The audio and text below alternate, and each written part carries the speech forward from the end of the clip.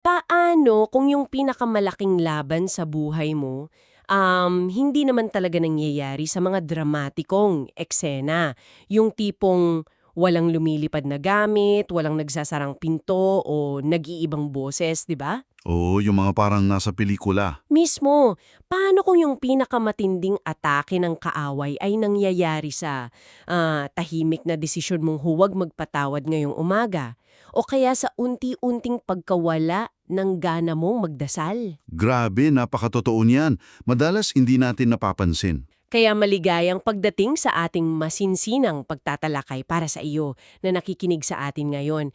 Kinuha natin yung mga ibinahagi mong tala tungkol sa spiritual warfare and discernment o yung espiritual na labanan at pagkilatis. At bubusiin natin to. Nakaka-excite itong pag-uusapan. Ang misyon natin na yon ay tulungan kang magkaroon ng malinaw na pananaw sa mga hindi nakikitang laban sa araw-araw mong buhay. Walang halong takot, walang paranoia, purong tapang at karunungan lang. Yan mismo yung tamang timpla eh. Kasi kapag pinag-uusapan yung spiritual warfare, madaling mahulog sa dalawang butas. Dalawang butas? Oo, pwede kang maging ignorante, yung parang wala kang pakialam, o kaya naman pwede kang maging praning, tipong lahat na lang natatakot ka. Yung bawat anino feeling mo kalaban na, di ba? Eksakto. Pero ang malinaw na layunin nitong material na inaaral natin ngayon ay magbigay ng awareness without panic, tapos authority without arrogance. Awareness without panic. Oo. Kumbaga, kamalayan na walang pagpapanik, tapos otoridad na walang pagmamayabang. Kapag naintindihan mo kasi kung paano talaga gumagalaw yung mga hindi nakikitang puwersa na to, mas magiging malinaw yung pag-iisip mo sa pang-araw-araw na buhay. Okay, himayin natin ito. Kailangan muna nating basagin agad yung Hollywood version ng spiritual warfare. Kasi kapag narinig natin yan, pumapasok agad sa isip natin yung mga horror movies, exorcism, ganyan. Nakakatakot nga naman kasi yung ganun. 'Di ba? Pero sa mga tala natin, nakasulat doon yung Efesios 6 na yung pakikipaglalaban natin ay hindi laban sa laman at dugo. Ibig sabihin, Hindi tao ang kalaban natin. tama. Hindi ito tungkol sa mga pisikal na halimaw. Ang laban, nasa mga ideya, paniniwala at pagpapahalaga. Makikita natin to sa mga sitwasyon na madalas inaakala natin na, normal na stress lang. Yung mga simpleng pagkapagod, akala natin natural lang. Oo. Katulad nung ulit-ulit na pagkalito o kaya yung biglaang kawalan ng sigla sa pananalangin. Tapos minsan may pag-aalinlangan na parang bumubulong sa isip mo na inabandona ka na daw ng Diyos. Naku, napakapanganib nung kawalan ng may paliwanag na pagkasira ng loob. Yung unexplained discouragement, Paano nangyayari yun? Yung bigla na lang. oo, gigising ka na lang isang araw na pakiramdam mo ang bigat-bigat ng mundo, kahit wala naman talagang malaking problema. Tapos, madalas, ipinagwawalang bahala lang natin ito eh. Sasabihin natin, baka kulang lang ako sa tulog. Mismo. O kaya, baka stress lang sa trabaho. Hindi natin napapansin na nasa gitna na pala tayo ng isang high-stakes na labanan. At yun yung pinakamagandang taktika ng kaaway eh. Ano yun? Yung kumbinsihin ka na walang laban ang nagaganap. Papaniwalain ka niya na natural lang lahat ng nangyayari. Pero teka lang madaling sabihin sa teorya na hindi laman at dugo ang kalaban. Pero maging totoo tayo. Kapag sinisigawan ka na ng boss mo sa opisina, Ouch! Ang sakit niyan. 'di ba? O kaya kapag may nangkat sa'yo sa gitna ng matinding traffic, tapos natumbo pa yung mainit na kape sa damit mo, mukhang tao at sitwasyon talaga yung kalaban natin doon eh. Natural na reaksyon nating magalit sa tao talaga. So gusto mo bang sabihin, lahat ng aberya, pati yung masamang templa ng kape mo sa umaga, gawa ng demonyo? Paano natin iihiwalay yung ordinaryong kamalasan sa totoong espiritual na atake? Ang talagang kamangha-mangha rito ay iniiwasan ng teksto natin yung dalawang maling extreme. Hindi natin sinasabi na bawat aberya ay may demonyong nakapila para sirain ang araw mo. Buti naman. Kasi nakakapagod isipin yun kung totoo. Diba? Ang ipinapaliwanag dito kung paano ginamit yung mga ordinaryong aberyang yon. Yung kaaway, Hindi niya kailangan isirain yung sasakyan mo o timplahan ng masama yung kape mo. Anong ginagawa niya? Ang kailangan niya lang sirain ay yung pasensya at pananampalataya mo habang nangyayari yung mga aberyang yon. Parang yung reaction mo, yung target niya? Mismo, ang atake ay wala dun sa natapong kape. Yung atake, nasa kaisipan biglang papasok sa utak mo na wala talagang may pakialam sa akin o kaya kahit kailan malas ako, pati Diyos pinapabayaan ako. Wow! So yung mismong kwento na binubuo natin sa isip natin. Tama. Ang laban talaga ay nangyayari sa isip at emosyon. Ang layunin unti-unti kang mawala ng sigla hanggang sa magsimula kang magkompromiso sa mga paniniwala mo. Kasi pagod ka na eh. Kung ganon, para pala tong cyber attack? Paanong cyber attack? Cruise o kaya phishing email para nakawin yung informasyon mo nang hindi mo napapansin. Hindi dahas yung armas niya kundi panlinlin lang. Eksakto yung analogy mo na yan. At makikita natin yan sa pinakaunang engkwentro ng tao at ng kaaway. Yung sa halaman ng Eden. Oo. Tingnan mo yung kwento ni Eva at nung ahas. Nung nilapitan siya ng ahas, napansin mo ba na hindi siya gumamit ng dahas? Oo nga no? Hindi niya tinakot si Eva. 'Di ba? Hindi niya sa pilitang isinubo yung prutas sa bibig ni Eva. Ano ba yung ginamit niya? Ginamit niya yung isang simpleng katanungan. Ano yung tinanong niya? Tinanong niya, talaga bang sinabi ng Diyos? Wow, ang galing ng taktika. Parang inosente lang yung tanong. Mismo, sa isang iglap, kumuha siya ng katotohanan, tapos binilipit niya ng bahagya para magtanim ng pag-aalinlangan tungkol sa kabutihan ng Diyos.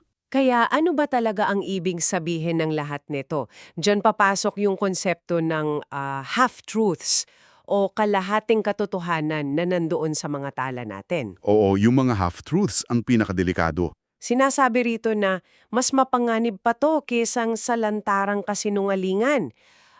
Katulad ito ng paggawa ng peking pera, di ba? Peking pera, paano yun? Kasi walang sindikato na gagawa ng peking pera na may mukha ng aso.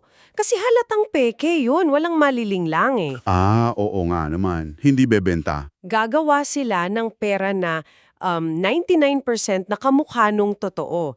Tapos yung 1% depekto, yun yung sisira sa lahat. At yung notes natin, nagbigay ng mga konkretong halimbawa nito. Sige nga, ano yung mga halimbawa doon? Nandyan yung biyaya ng walang pagsisisi. Tapos yung pag-ibig ng walang katotohanan. At saka spiritualidad na wala si Kristo. Paano ba ito nangyayari sa totoong buhay natin? Sige, himayin natin yan isa-isa. Unahin natin yung biyaya ng walang pagsisisi, yung grace without repentance. Pakinggan mo kung paano ito bumubulong sa isip natin, ha? Sige. Sasabihin niya, sige lang, gawin mo na yung maling habit na yan. Mapapatawad ka naman ng Diyos mamaya Mabait siya. Ouch. Tunog totoo nga. Di ba? Kasi, totoo namang mabait ang Diyos at nagpapatawad siya. Pero inalis ng kalaban yung bahagi ng pagsisisi at pagbabago. Kaya yung biyaya, ginagawa na lang lisensya para magkasala. Ang galing nung pagkakapilipid doon na. Paano naman yung pangalawa? Yung pag-ibig ng walang katotohanan. Nakikita ko yan madalas sa kultura natin ngayon Paano mo siya napapansin sa ngayon? Yung tinatawag nilang toxic positivity. Yung tipong hindi mo itatama yung isang kaibigan na sinisira na yung sariling buhay niya. Kasi ang katwiran mo, love your friends no matter what daw, at baka ma-offend siya. Ayun, tama yan. Mukha siyang pag-ibig parang supportive ka. Pero dahil walang katotohanan, hinahayaan mo siyang mapahamak. Tumpak. Nakakalat yan ngayon. At yung pangatlo, yung espiritualidad na wala si Kristo. Ito yata yung pinakasikat ngayon Lalo na sa social media, di ba? Ito yung modernong uso ng paghahanap ng good vibes lang. O kaya yung pagmamanifest daw gamit yung energy ng universe. Gusto ng mga tao yung kapayapaan at mga espiritual na karanasan. Pero ayaw nila ng pananagutan. Ayaw magpasakop sa isang manilikha, kumbaga. Mismo, tunog napaka-spiritual niyan. Pero iniiwas ka nito sa tanging pinagmumulan ng tunay na kaligtasan. Kung iuugnay natin ito sa mas malaking larawan, ang layunin talaga ng kalaban ay hindi papaniwalain ka sa mga demonyo. Hindi siya nagpapapansin na demonyo siya. Hindi. Ang gusto niya lang, pahina-hina yung pananampalataya mo sa pamamagitan ng mga pilipit na ideyang ito. Hatiin yung mga mananampalataya gamit ang tsismis o inggit. Parang yung nangyari kay Apostol Pedro nang lumakad siya sa ibabaw ng tubig palapit kay Jesus. Pamilyar ka sa kwentong yan. Oo. Nakalutang siya sa tubig habang may bagyo. Parang impossible, di ba? Pero nakalakad siya. Nakalakad talaga siya. Pero pansinin mo yung mekanismo kung bakit siya lumubog pagkatapos. Hindi siya pinabagsak ng malakas na hangin. Hindi yung physical na bagyo yung tumalo sa kanya. Ni, lumubog siya nung sandaling alisin niya yung tingin niyo kay Kristo at nagsimula siyang mag-alinlangan.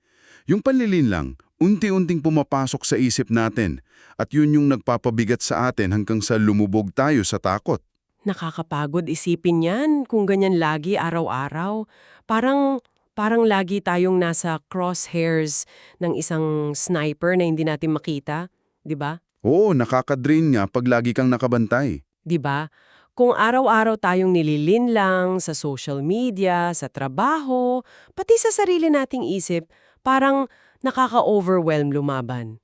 Pero, dito nagkaka-plot twist yung mga notes mo eh. May isang napakalaking pagbabago sa pananaw. Yung sinasabi sa Biblia kung sino talaga ang panalo. Mismo. Dito na natin malalaman kung sino ba talaga yung nagwagi na sa labanang ito. Dito natin bubuksan yung Colossus 2:15. Ito talaga yung pundasyon ng buong usapan natin ngayon. Sinasabi rito na sa pamamagitan ng krus at muling pagkabuhay, inalisan na ni Kristo ng kapangyarihan yung mga pinuno at may kapangyarihan ng kadiliman. Inalisan ng kapangyarihan. Ibig sabihin, wala na silang lakas. Ipinahiya niya sila sa publiko para maintindihan natin yung bigat nito.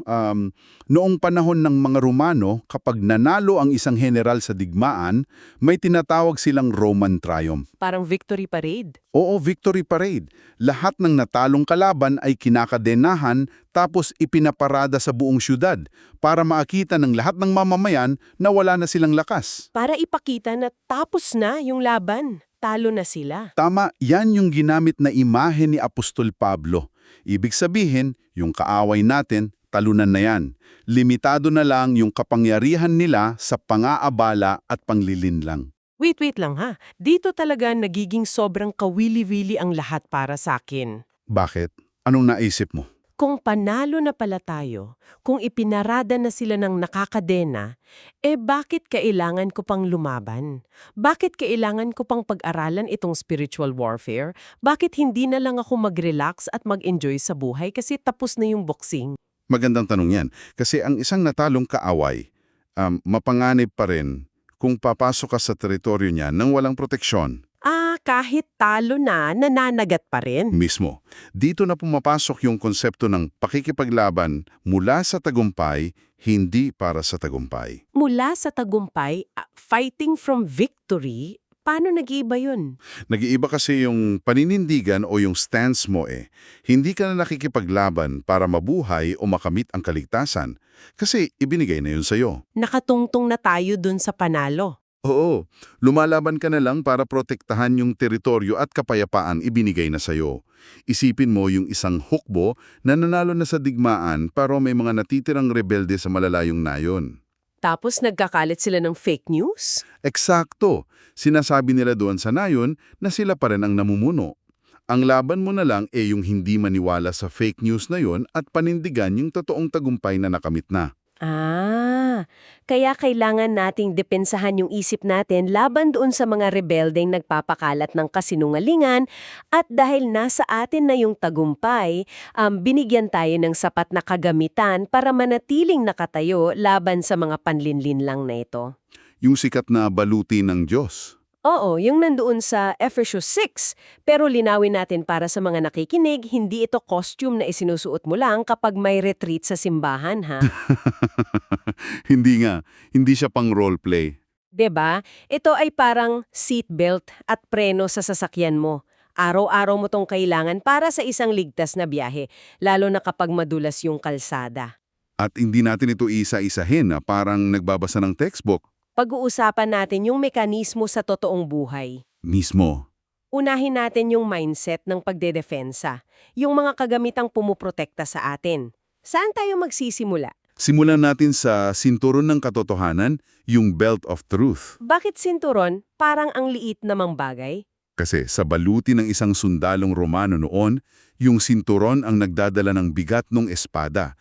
Tapos ito rin yung nag-iipit sa damit nila para hindi sila madapa sa gitna ng laban. Para hindi sumabit yung damit habang tumatakbo? Tama. Sa buhay natin ngayon, ang katotohanan yung pumipigil sa atin na madapa sa sarili nating mga pabago-bagong emosyon. Kapag sobrang emosyonal tayo, madalas tayong magkamali, 'di ba? Oo, kapag pakiramdam mo ay walang nagmamahal sa iyo o walang kwenta yung ginagawa mo, ang sinturon ng katotohanan ang magsasabi na, "Teka, hindi emosyon ko ang masusunod dito." Kundi yung katotohanan na pinili at inibig tayo ng Diyos. Eksakto. Kailangan mo yung sinturon na yan. Konektado agad dyan yung balutin ng katwiran, yung breastplate of righteousness.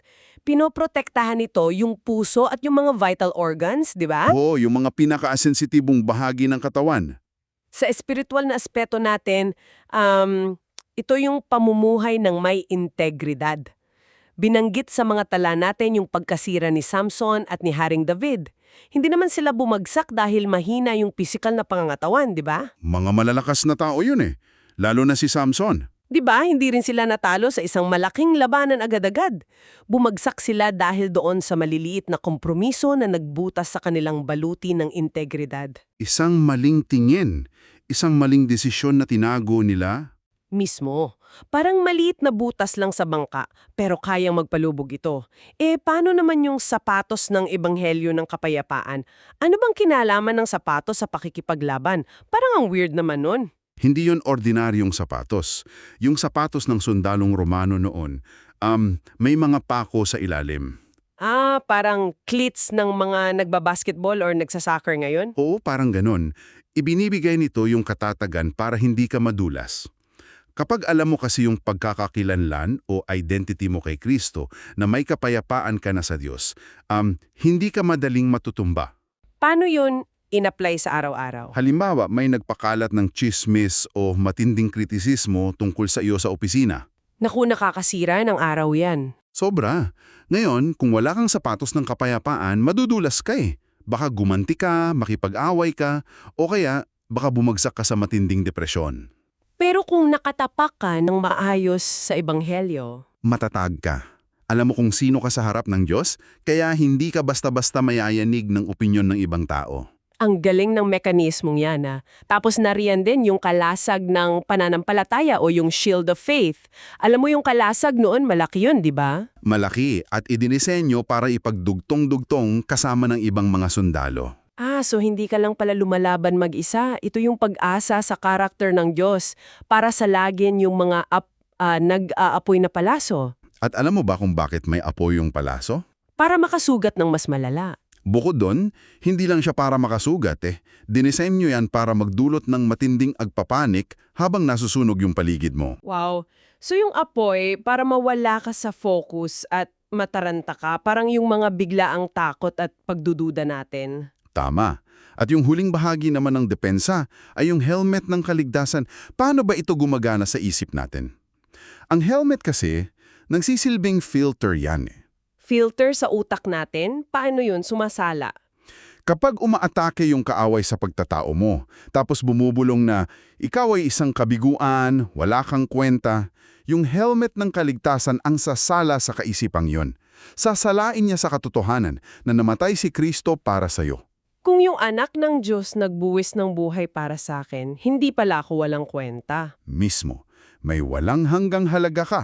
Binablock ng helmet yung kasinungalingan dahil may objektibong patunay ng halaga mo sa krus. Diyan mo makikita kung gaano kahalaga yung depensa Pero syempre, hindi pwedeng laging nakasangga lang tayo, di ba? Dito tayo lilipat sa opensiva, yung kaisa-isang sandatang panlaban na binanggit. Yung espada ng espiritu? Oo, na walang iba kundi yung salita ng Diyos.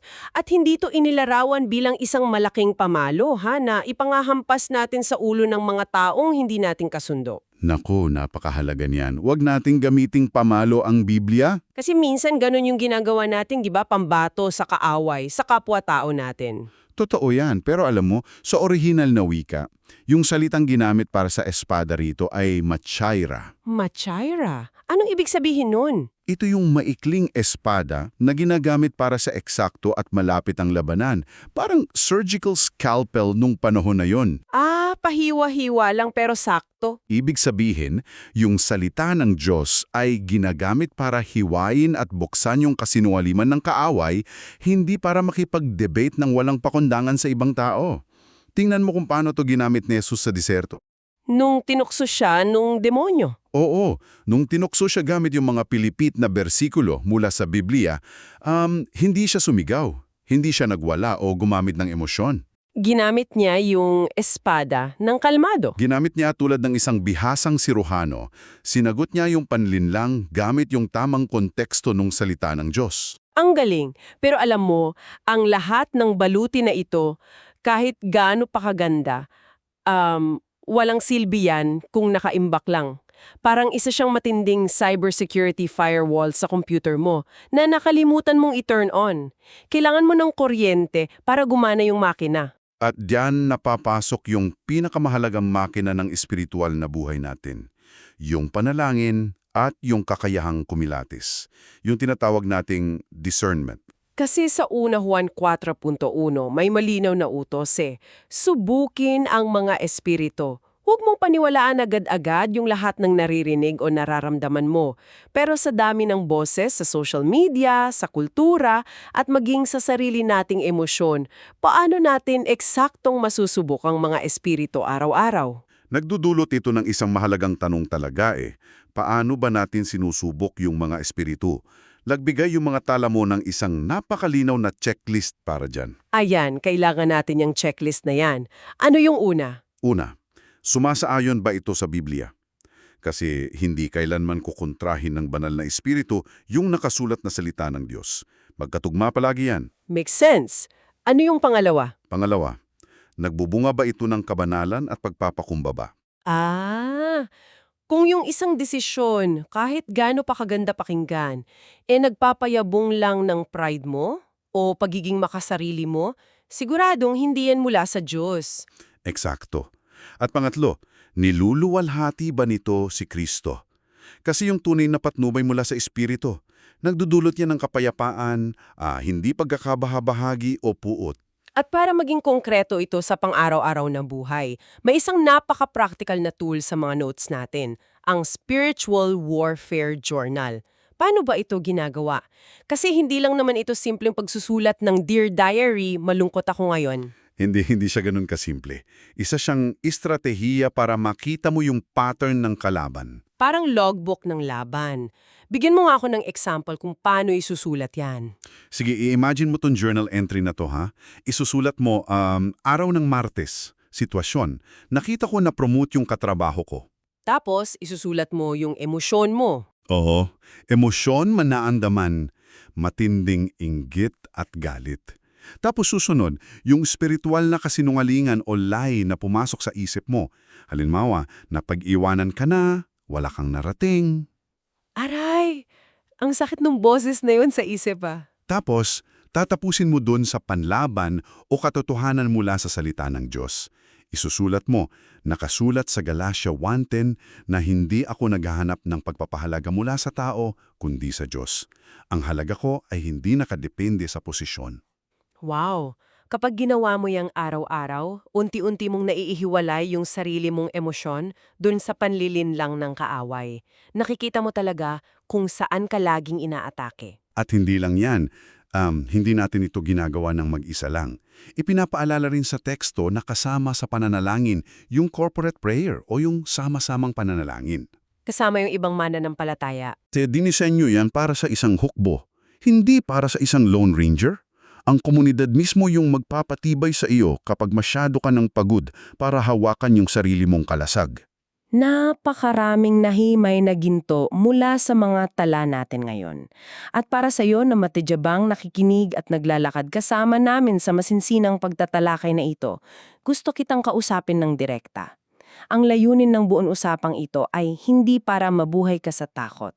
Ayaw naming lumabas ka sa pinto mo mamaya na nanginginig, tapos nag-iisip ka na bawat anino ay kaaway mo na. 'Di ba? Ang layunin natin ay pamumuhay na may intensyon at kalinawan. Bawat reaksyon mo kapag naiinis ka sa pamilya mo, bawat desisyon mo sa opisina, kung magsasabi ka ba ng totoo o hindi, at bawat oras na nag-i-scroll ka sa social media habang kinukumpara yung sarili mo sa iba. Lahat iyan may espiritual na bigat. Pero dahil nakatuntong ka na sa sigurado at tapos na tagumpay ni Kristo, yung pagiging alerto, hindi na yan isang mabigat na pasanin. Isa na tong pinagmumulan ng malalim na karunungan at tahimik na kapayapaan. Lahat ng pinag-aralan natin bumabalik sa realidad na yung pinakamalaking tagumpay mo ay nakikita sa mga maliliit na bagay. Kapag pinili mong ibaba yung pride mo at magpatawad, gumagamit ka ng espiritual na baluti. Kapag pinili mo yung katotohanan kaysa sa kompromiso, ikaw ay nananalo na sa isang espiritual na labanan. Kaya bago tayo maghiwalay sa deep dive na ito, gusto kitang iwanan ng isang kaisipan na susubok sa kung paano mo tinitingnan yung buhay mo ngayon. Pag-isipan mo yung isang paulit-ulit na problema sa buhay mo. Baka ito ay isang matinding alitan sa isang kaibigan, o kaya aspekto sa trabaho mo kung saan lagi kang nade-depress, o kaya isang nakatagong habit na hindi mo mataliktaran. Lahat tayo may ganyan eh. Oo. Paano ko ang totoong ugat niyan ay hindi yung taong kinainisan mo o yung kakulangan mo ng willpower? Paano kung ito ay isang maingat at kalkuladong hindi nakikitang puwersa na sinusubukan kang ilayo sa layunin ng Diyos para sa buhay mo? Kung titignan mo yung eksaktong parehong problema bukas gamit ang ganitong pananaw na ikaw ay isang sundalong pinoprotektahan yung isang panalo ng teritoryo, paano magbabago ang magiging reaksyon at panalangin mo? Grabe, yan yung klase ng tanong na talagang nagpapabago sa direksyon ng buhay ng isang tao. Isang pribilehyo ang makasama ka sa pag-aaral na ito. Naway baunin mo ang awtoridad at kalinawan na ipinagkaloon sa iyo. Isuot mo ang baluti, maging alerto, at tandaan mo nakatuntong ka na sa tagumpay. Hanggang sa susunod nating paghimay. Magandang araw sa iyo!